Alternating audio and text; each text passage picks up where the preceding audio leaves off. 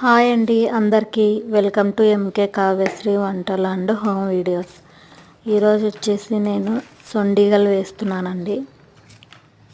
బియ్యం పిండితో సంవత్సరం అంతా నిల్వ ఉండే సొండిగలు.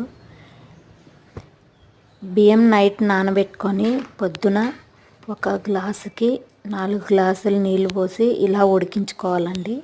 ఉడికించుకున్న తర్వాత ఇప్పుడు నేను ఇలా రౌండ్ షేప్లో ఫ్లవర్స్ వేస్తున్నానండి. నేను ఇది ఆన్లైన్లో తెప్పించుకున్నాను.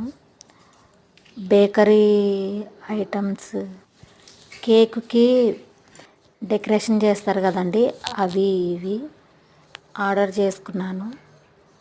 ఇలా చిన్న చిన్న ఫ్లవర్స్ లెక్క వేసానండి. నచ్చితే లైక్ చేసి సబ్స్క్రైబ్ చేసుకోండి.